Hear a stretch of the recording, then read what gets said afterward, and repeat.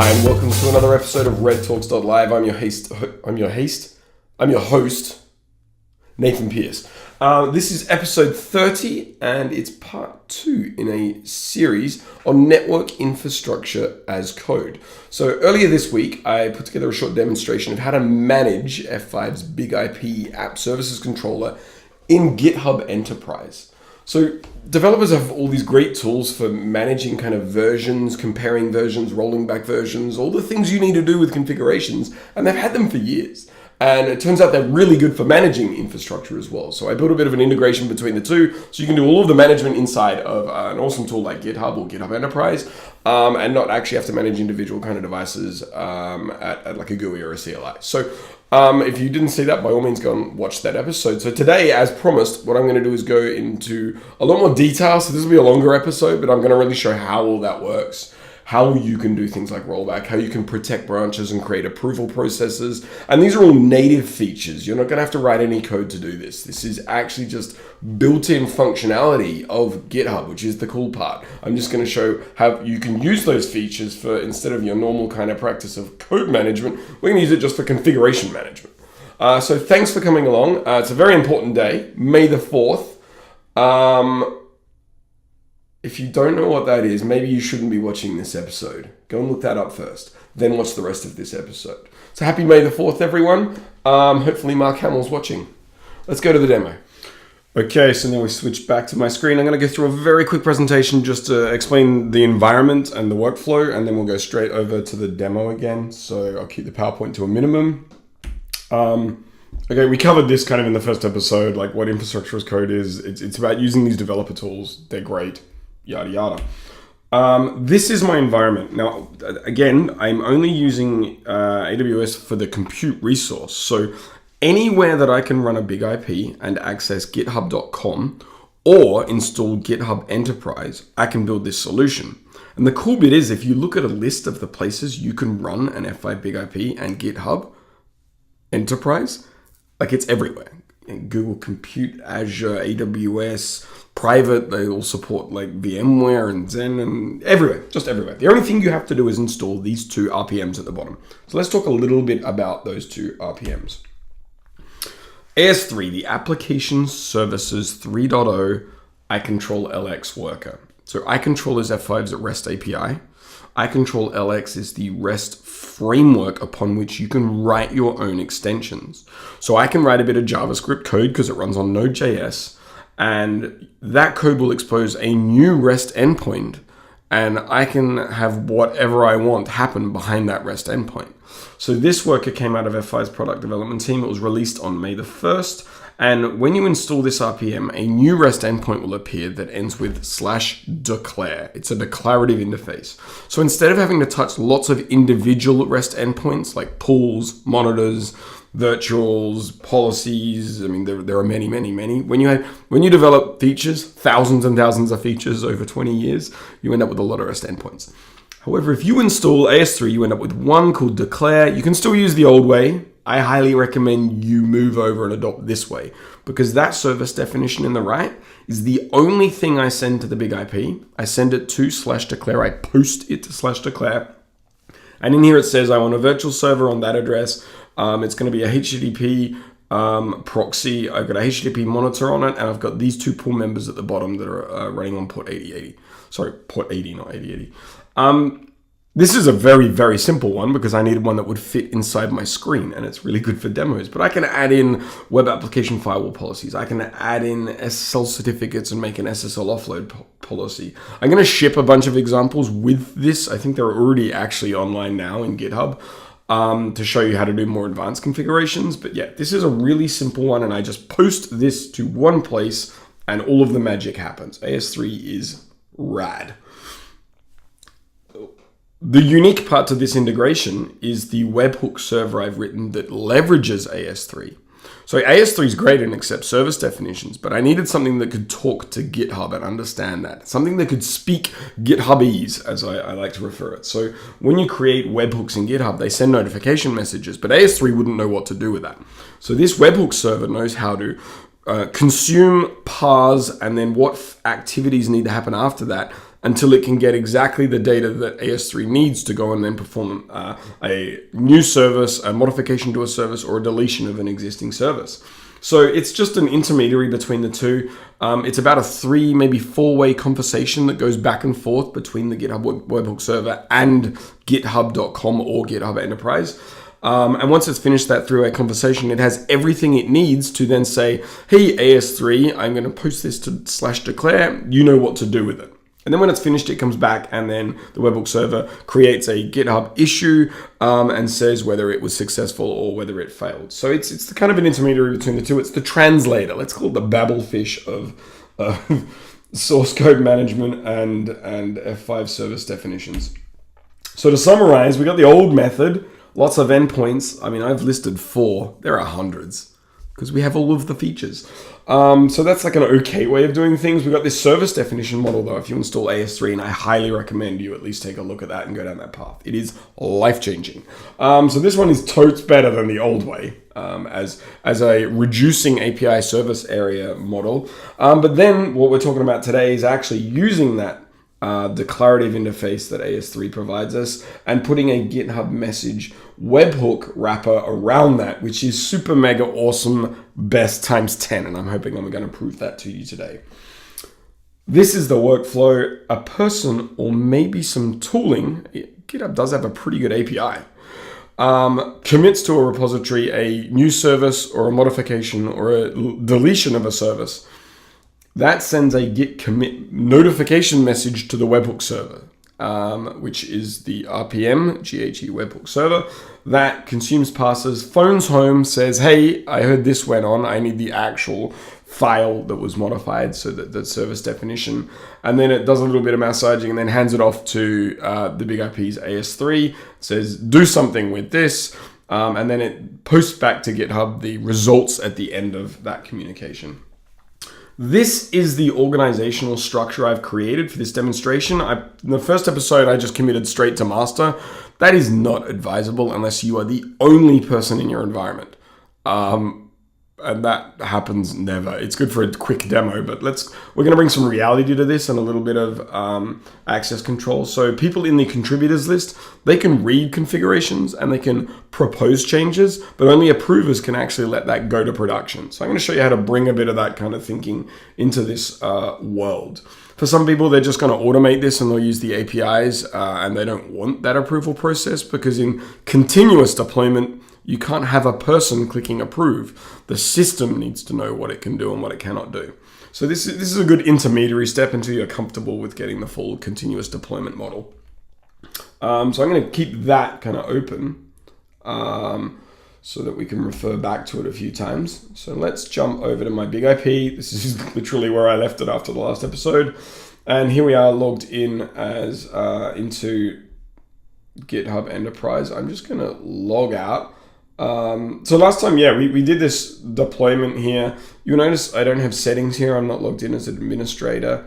So a quick recap, we'll go in as the admin. ISE admin. Last time I got the password wrong. Today I got it right.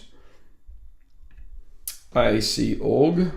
And looks like I broke a demo a little earlier. So I'm going to go in now. I'm going to look at my repo and I'm going to take a look at this service definition, which you're all familiar with from that last episode. I deployed this configuration. They're the poor members I just showed you on the big IP. This webhook is literally the only thing that I've really had to do to make it work with the big IPs. All I've told it is that whenever a change happens, send it here. That's my big IP, and that's its endpoint that you get once you install the webhook server RPM. That's all that's changed. And again, just push events. So a push to the repo.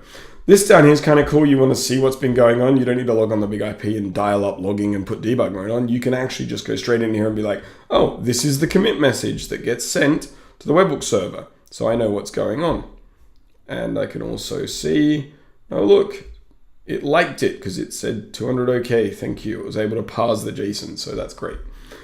So let's now show you what happens with these different user types. Let's sign out. I'm going to go in as IAC user. So this is someone that has, I set up the repository so I should probably put a password in. I can't talk and type at the same time. I am just a man. IAC user 1 is now logged in. Everyone has read access in this environment. You could change that and say no one has read access.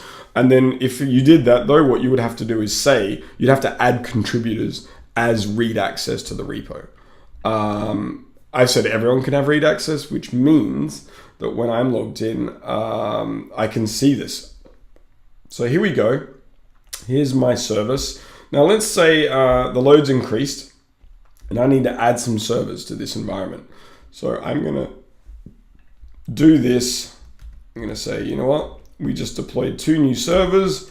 These were the addresses that they got and everything's good. Ooh, don't forget the comma, gonna get an error otherwise. Address increased load. Oops. Okay, sweet. Now notice it says propose, it doesn't say commit. It's because that's all I can do as this user. This is something different here at the top. So IAC org, and then there's the name of the repo we just tried to edit. What it does is it forks that. So now I have one under my own user account, IAC user. It's a copy of that branch. I then have this, a copy of that repo. I then have this branch, which is the delta between the changes of the original master and the changes I just made. So now what I'm doing, this step, is I'm asking if we can pull my changes into that master branch.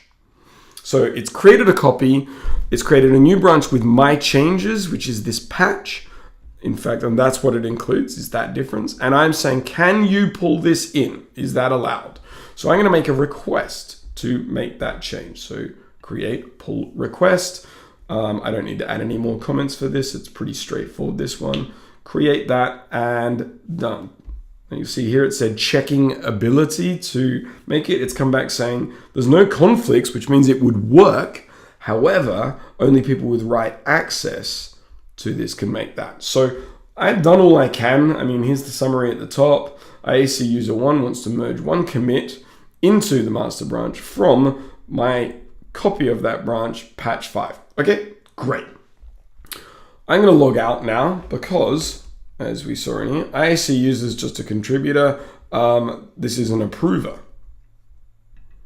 I'm going to sign out. You don't have to pick those names. I picked contributor and user. I don't know what the right names are for you, but yeah, you can use whatever you like. Password. In we go. So now I'm logged in as an approver.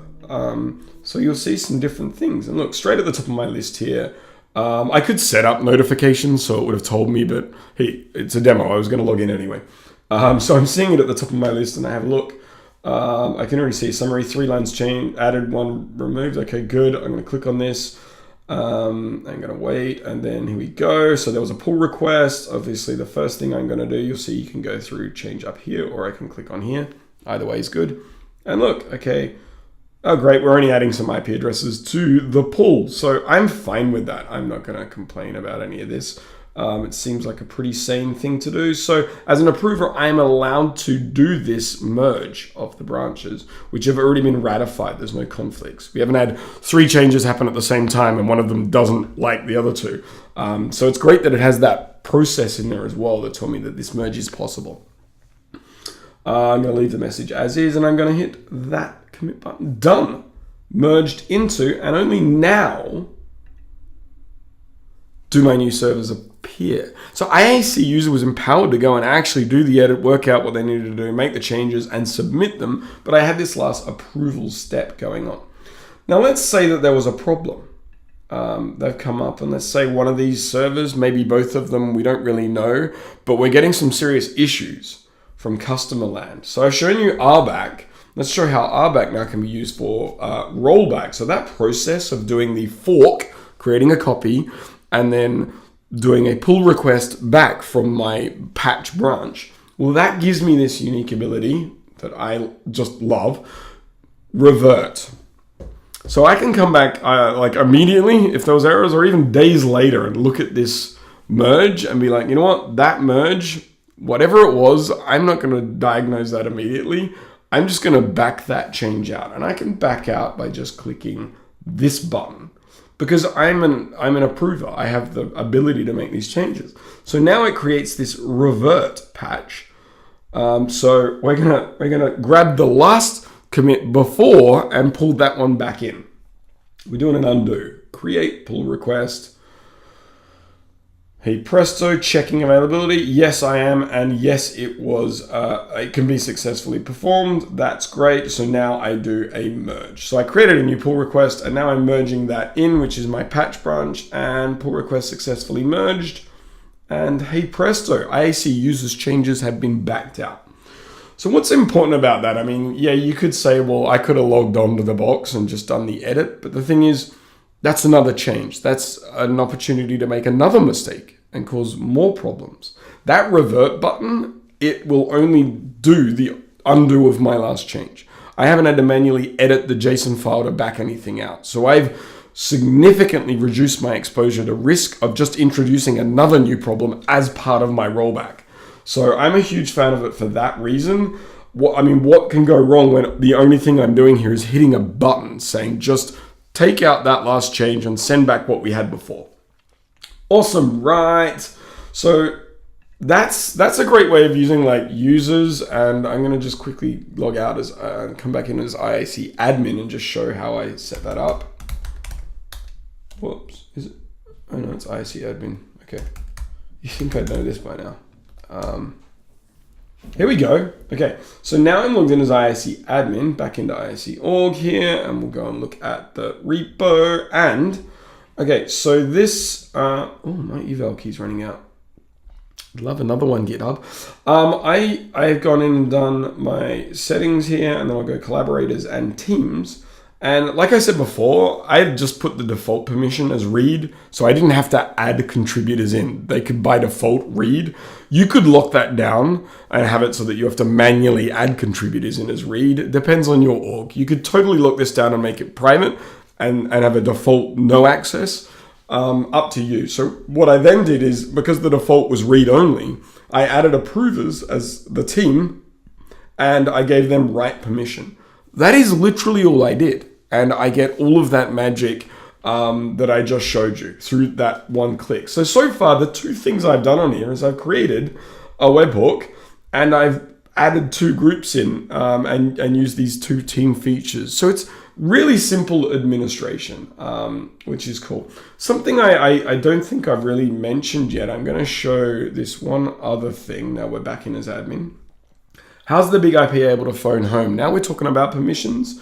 Then this makes sense. We kind of look at this. If we go into security here, and I can see I've got, actually, that's not where I wanted to go at all. Let's go back to site admin. What I wanted to do is show you user accounts.